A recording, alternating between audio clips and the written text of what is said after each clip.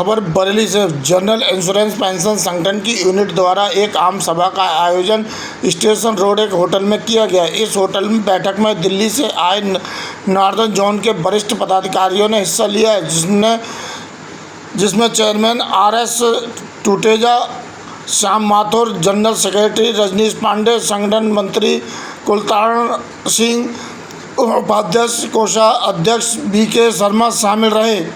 मैं श्याम माथुर हूँ।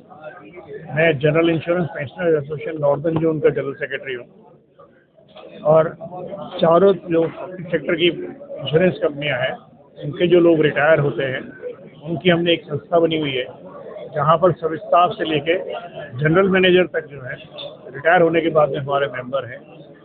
हम हमारी पेंशन स्कीम को लेकर और हमारे जो प्रोविजंस हैं उनको लेकर सरकार से और चारों कंपनियों में परस्यू करते रहते हैं और उसी के लिए आज हमने यहाँ एक मीटिंग रखी है जहाँ पर हम लोगों को, जो हमारे मेंबर्स हैं, उनको भी एजुकेट करते हैं कि हमारी जो समस्याएं हैं वो समस्याएं क्या है और उन समस्याओं के निदान के लिए हम क्या प्रयास कर रहे हैं। हम उनसे फीडबैक भी लेते हैं कि अगर किसी को किसी तरह की कोई दिक्कत आती है उसका समाधान कैसे निकाला जा सके। पेंशन के अलावा हमारी जो मेडिक्लेम की स्कीम है, उस मेडिक्लेम की स्कीम में भी हमें बहुत सारे इम्प्रूवमेंट की गुंजाइश रहती है। उनको लेकर भी हम सरकार से और चारों कंपनियों से परस्यू करते रहते हैं और उसमें इम्प्रूवाइजेशन की बात करते हैं। हमारी संस्था की लगातार परसुएशन से हमने हमारे जो फैमिली पेंशनर्स हैं, जो 90% फैमिली पेंशनर्स को 15% बेसिक के हिसाब से पेंशन मिला करती थी, फैमिली पेंशन, हमारे प्रयासों से, हमारे धरने प्रदर्शन और सरकार से परसुएशन से 11 फरवरी 2026 से उन्होंने पेंशन स्कीम को रिवाइज किया है और अब हमारे यहाँ पर भी बैंक और LIC की तरह सारे फैमिली पेंशनर्स जो है उनको यूनिफॉर्मली 30% फैमिली पेंशन जो है 11 फरवरी से मिलना शुरू होगा। इसी तरीके से हमारी डिमांड है कि जिस तरह सरकार में 80 साल से ऊपर के लोगों को 25% ये बेसिक पेंशन बढ़ाते हैं, पेंशन अपडेशन हमारे यहाँ पर इन्होंने नहीं कर रखा है। हमारी डिमांड है कि उन लोगों को भी ये रिलीफ दिया जाए कि 80 साल से ऊपर के जो लोग हैं उनकी भी पेंशन जो है 25% बढ़ाई जाए। बैंक और LIC को जब इन्होंने लास्ट वेज रिविजन हुआ उसके बाद में पेंशनर्स जो हैं उन पेंशनर्स को इन्होंने एक्सग्रेशिया के अपडेशन नहीं हो रहा है, तो एक्सग्रेशिया के नाम पर इन्होंने लमसम अमाउंट पेंशनर्स को दिया था, वो हमें अभी भी इन्होंने नहीं दिया है। उसके लिए भी हम सरकार से अपील करते हैं कि हमें फाइनेंशियल इंस्टीट्यूशन के एक्ट पर रखा जाए और वो बेनिफिट हमारे पेंशनर्स हैं उनको भी दिया जाए। तो लोगों को एजुकेट करने के लिए हम लोग अलग अलग शहरों में ये मीटिंग करते हैं ताकि लोग हमसे जुड़े और उनकी समस्याएं हम समझें और हम जो प्रयास कर रहे हैं वो डाउन द लाइन सभी मेंबर्स तक पहुँचे। आज की अगर कोई बैठक की बात करें तो कितनी स्टेट और कौन से जिलों से यहाँ पर हमारे पेंशन मौजूद है? जगह बताओ। पेंशनर्स आसपास जिले जो है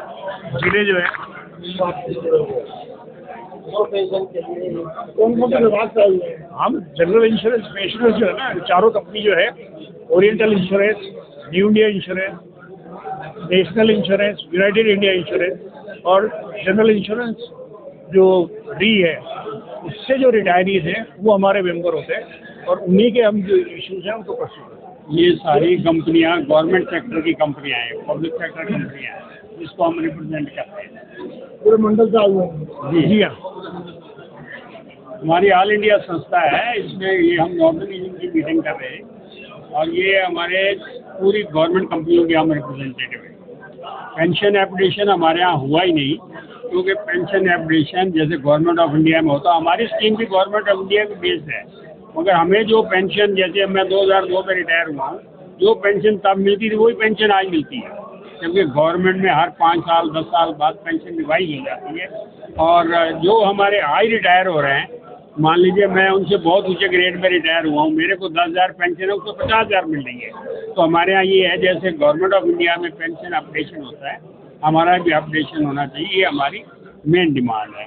दूसरा हमारा GST की है, जैसे अभी आपको पता है अक्टूबर 2025 से GST बीमा की पॉलिसी से हटाया गया है, हेल्थ इंश्योरेंस से हटाया गया, मगर क्योंकि हमें एक जो है पब्लिक ग्रुप पॉलिसी है जिसमें प्रीमियम कुछ गवर्नमेंट कंट्रीब्यूट करती है, तो हमारे ऊपर से GST नहीं हटाया गया, जो कि वो बहुत बड़ा बर्डन है।